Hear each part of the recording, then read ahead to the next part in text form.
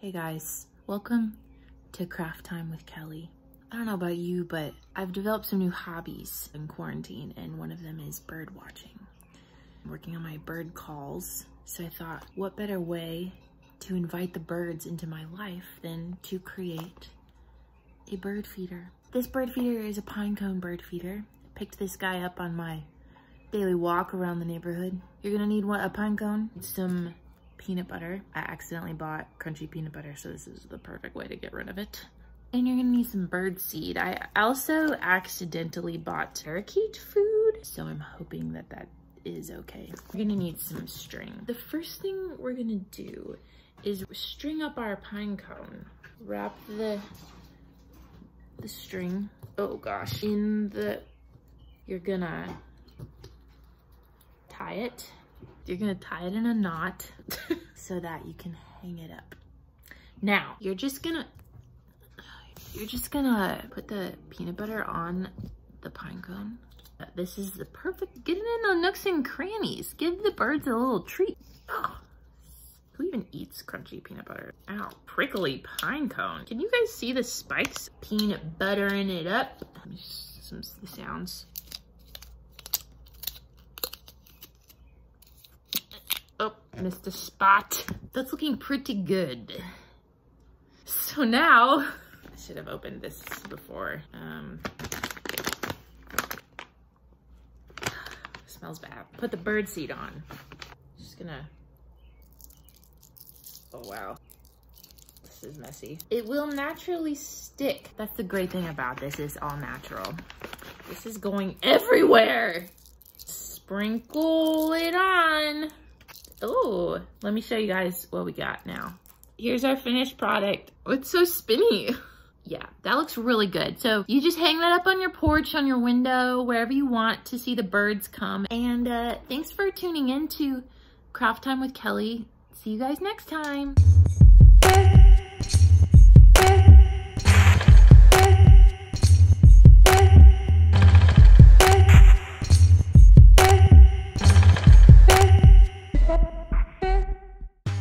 What's going on, Bridge students? It's Jalen. Man, we miss you guys so much. And I'm here in the theater, and I know a lot of you miss this place, and I do too. But more importantly, man, I miss you guys. I miss seeing you guys. I miss hanging out with y'all. And a lot of you I know are missing your friends. You're missing your peers.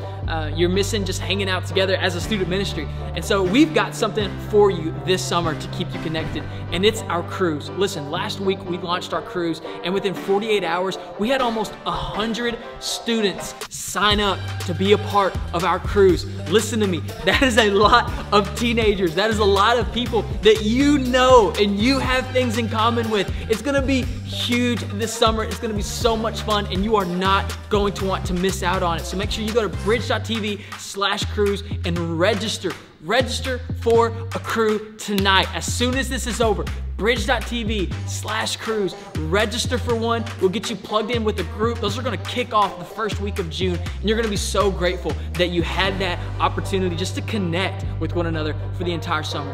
So yeah, make sure you do that, bridge.tv/cruise. That's gonna be happening at the first week of June. Make sure you sign up. But before we go any further, we're about to go into a time of worship, and I just wanna pray us into that. So if you would, wherever you are, would you just take a second and just get into the presence of God as we move into a time of worship. Jesus, thank you. Thank you that in the midst of this crazy season, that you're still here, you're still moving, you're still with us, you're still helping us in every single step of our day, Lord. You're still occupying our days, our weeks, every moment, Lord. Even in this moment on Instagram Live or on YouTube or wherever you're watching this back on, Lord, thank you that you are giving us this opportunity to enter into your presence. Thank you that you're here with us. Thank you that you are moving in our midst. God, I pray that over these next few moments, you would help us just to tune out all the noise, all the distractions, and to lean into your presence. Lord, we thank you and we praise you for all the things that you have done in this crazy season. In your name we pray. Amen. All right, let's worship.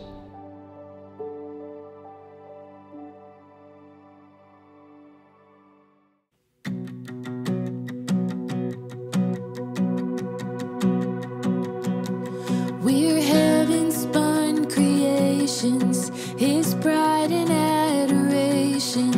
We're treasures woven by His love.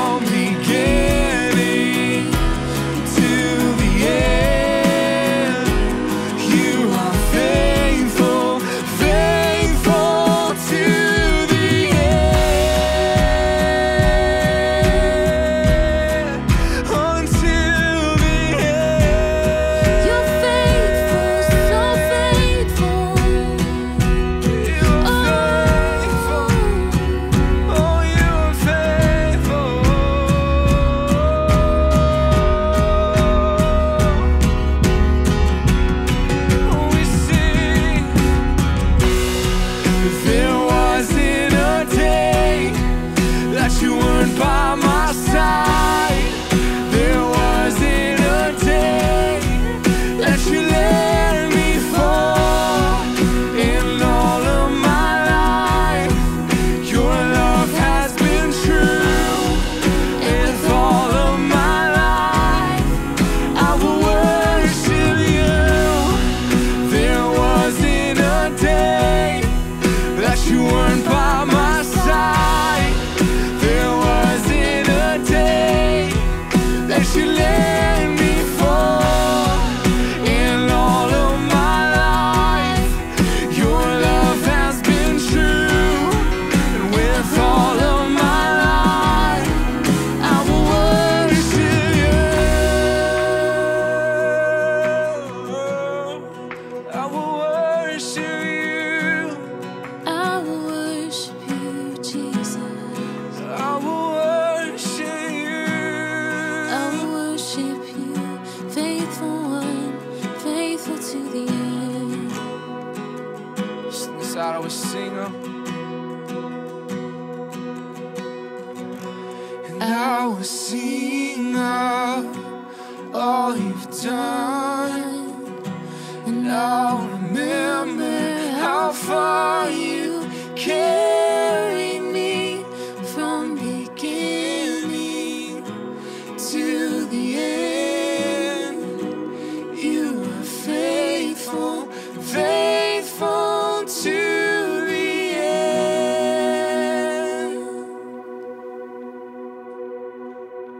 Man, God is so good. Hey, listen, I want to take just a moment tonight to remind you of a guy named Jonah.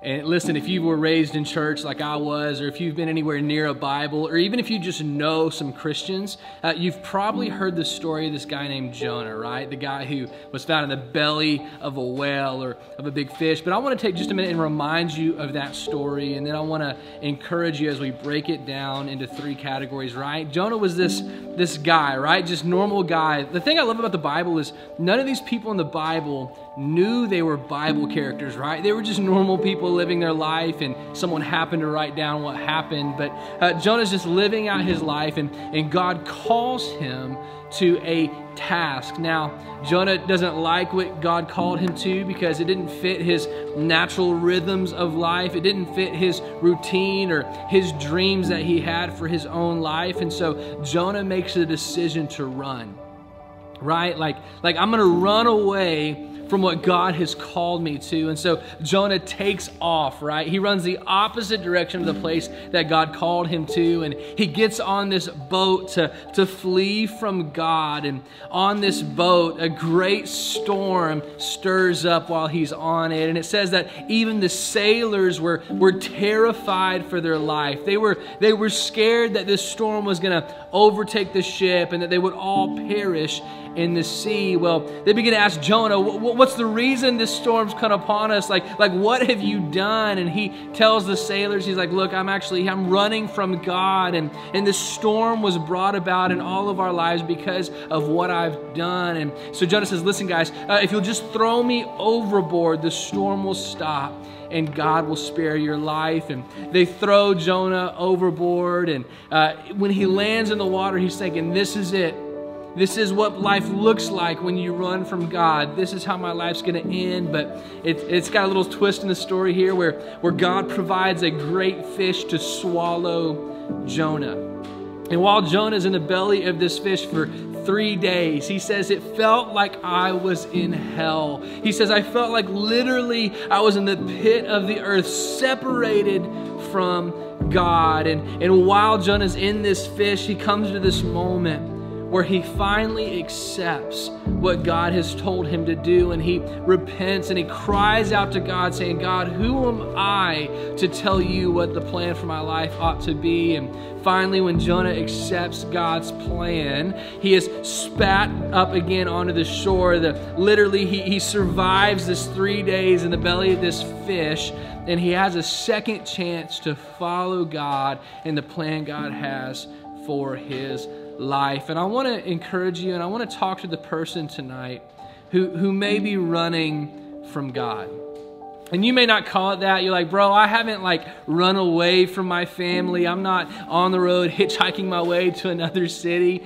But if you begin to think about it, you know the life that God has for you, and yet you still pursue the life you've designed instead. And I want to talk to you about that just by breaking down 3 pieces of this story on Jonah that I found so captivating. Number 1, if you got a pen or you got some way to write this down, I want to encourage you to do that. Number 1, Jonah was afraid, right? So God calls a big, crazy plan on Jonah's life that is radically different from anything he was used to. God gives Jonah a plan that is different than the way he designed his own life to be, right? Jonah was afraid of what his life would look like with God.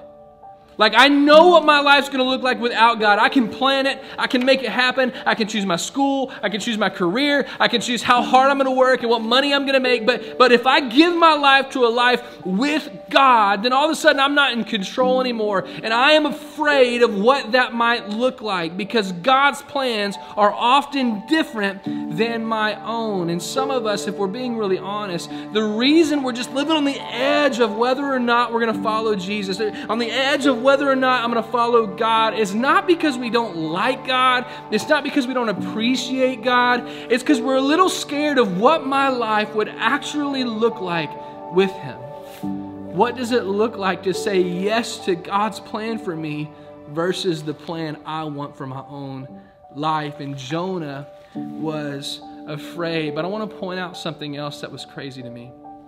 Point number 2, the sailors were afraid. Did you catch that moment in Jonah's story, right? He's running from God and he's on this boat. And the storm comes on the boat. And it says that in the Bible it says the sailors were terrified for their life. Here's the point I want to make to you. Your running from God will negatively impact everyone in your boat. Let me put it to you a different way. Your running from God will impact everyone you're close to. I mean, just think about that. Like I in my life have been learning this lately. Like what does it look like if I am not obeying God? I am inviting a storm into my life. Listen, God cares more about you obeying Him than He does about your comfort. But here's what happens to so many of us. And this is why I think so many Christians start wondering if God's even real. It looks like this. Okay, God, I've given you my life. I'm going to follow you, right? Like, I believe you're real. Jonah believed God was real. But what happened is we take off another direction. We live our own way, our own life. And what we do is we find ourselves disconnected from God. And so all of a sudden a storm comes about in our life and we start saying, well, I thought God was real. God must not be real because this storm in my life is too bad. This thing that's happening in my life is obviously not of God. It's not good. So God's not real. Maybe you should stop questioning God and start questioning your decisions. Many of us are asking God to comfort us in the middle of the storm He gave us. And God's looking at you saying, man, don't ask me to comfort you right now. I'm not looking for you to be comfortable. I'm looking for you to be obedient. Our running and our fleeing from God does not just affect you, but it will affect everyone in your boat. And so we find Jonah now in the belly of this fish, which leads me to point number 3, the last one tonight.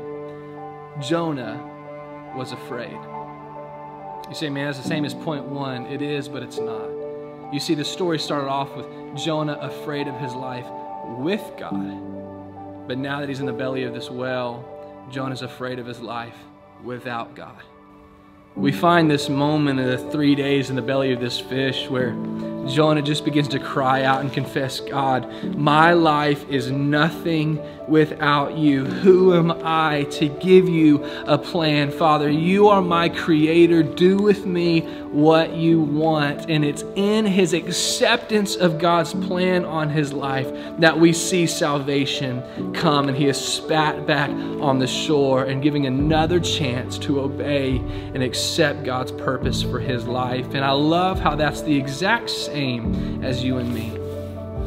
I would pray that you and I are moved to not be afraid of what our life looks like with God, but to be afraid of what does my life look like without God. And the picture of Jonah is so symbolic of our King, right? Jesus comes and he's buried for 3 days and he rises from the grave to provide salvation and new life for all of us. And listen, I want to encourage you tonight. Following Jesus and accepting God's plan, it does not look like you becoming perfect, right? Like salvation is not you becoming better. It's you accepting God's plan. Jonah did not become better. Jonah did not change his past. Something about Jonah did not just go, man, I'm all of a sudden, I'm going to work on myself for the next 5 years, God, and then I'll accept your plan. No. He accepted it. And many of you right now are in a season where you don't need to spend the next several months or years making yourself better. You just need to accept Jesus. Just accept, Father, thank you for saving me. And it looks like the same prayer that Jonah cried out in the middle of the fish. It's you saying, God, I accept that your ways are better than mine, and I will follow your plan. And when you do that, see, God can use that. And God is standing tonight ready to use the person who will cry out to him. So listen, if you're here tonight and you've never given your life to Jesus, or maybe you're watching this tonight and you're saying, you know what, I've been running, whatever it is, I would ask you to talk about that in the chat or to send us a DM. Man, we would love to reach out to you. We would love to talk to you about what does life look like when I go from being afraid of my life with God to afraid of my life without God. I pray that we would all be in a season of saying, God, I want you in it, and I will follow your way over my own.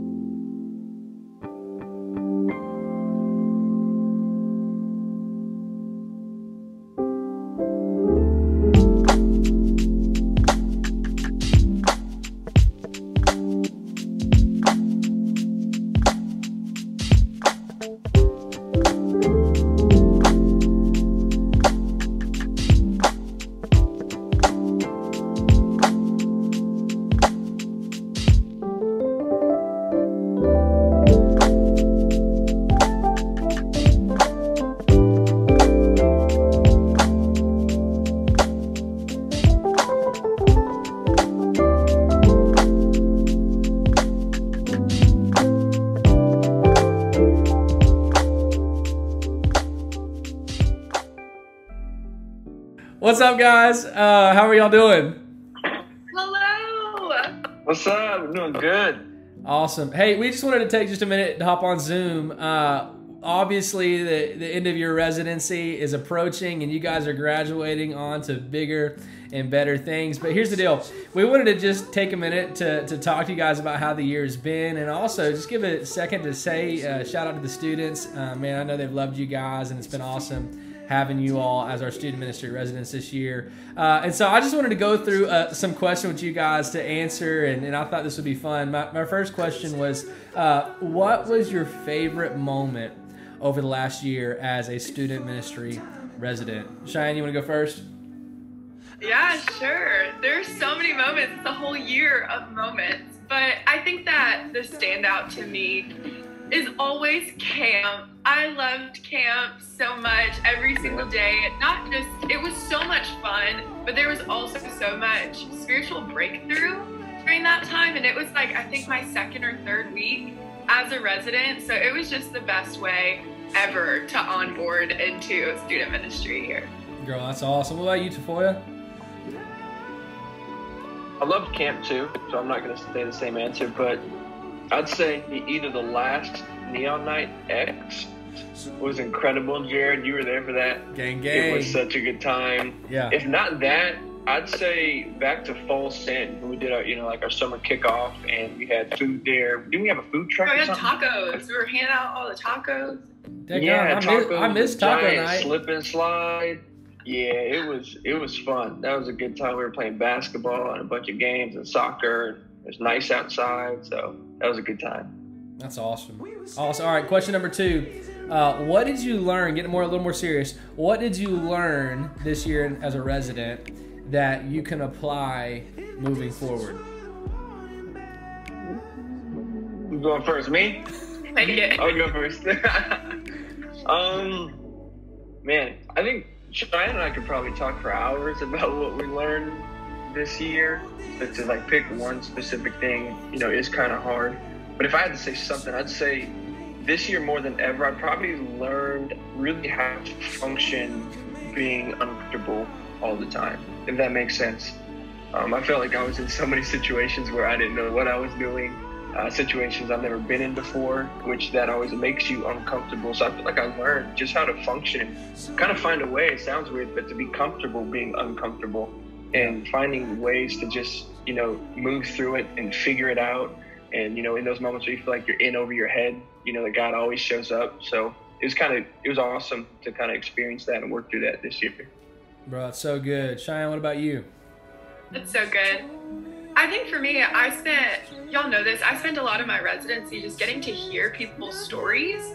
And so I would say the biggest thing that I learned is you can do ministry right where you are, wherever you're at in life, because you have a story. And if you use that story, something powerful can happen for other people. We talk about it all the time, like letting your deepest wounds be the start of somebody else's greatest healing. I think that just that whole concept, just use your story, use what you have, where you are, don't wait for permission.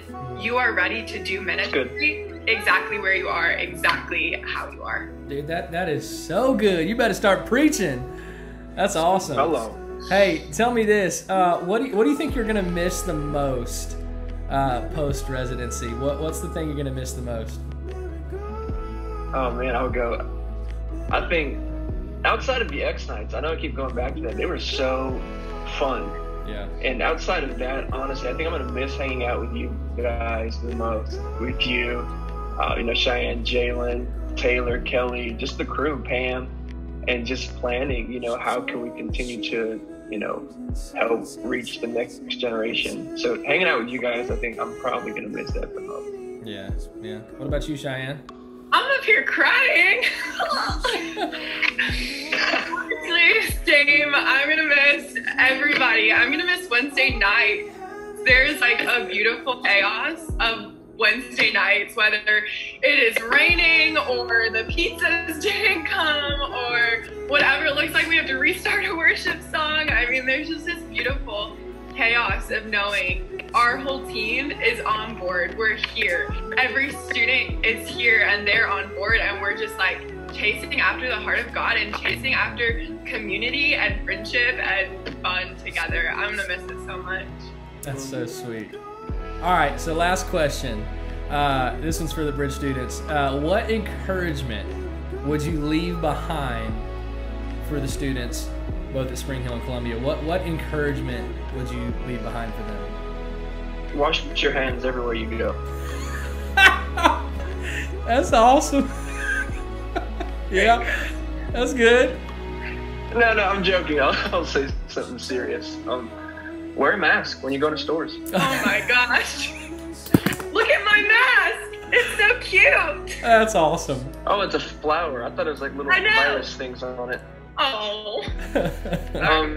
No, but word of encouragement. I'd say I wish somebody would have told me at that young age to really find a pace setter. To find somebody where you look at them and they're maybe 5 years older than you, 10 years older than you, and you say, hey, I'd love to be where they're at or do what they're doing.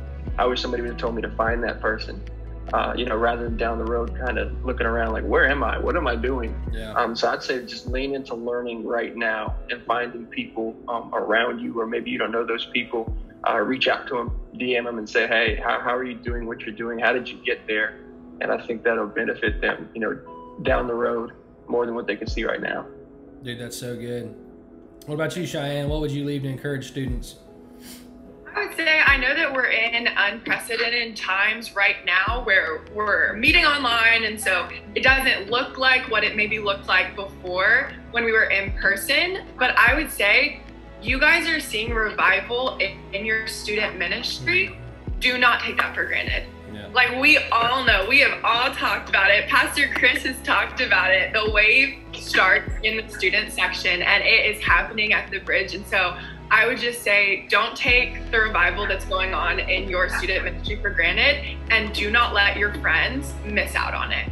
Bring them in, bring whoever you can in with you. Don't let your families miss out on it, bring it back home with you. So just don't miss it. Don't miss the wave. Keep riding it and just keep it going.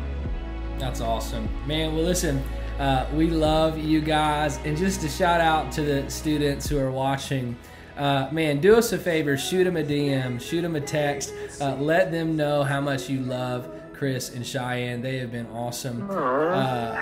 It's been an honor just getting to know you guys in the time I've been here, and I hate that I came on at the tail end of this thing, but you guys are really great, and man, I believe the Lord is going to continue to use you as you minister and take care of those over the rest of your lives. So we love you guys, and thank you for being our 2019-2020 student ministry residents.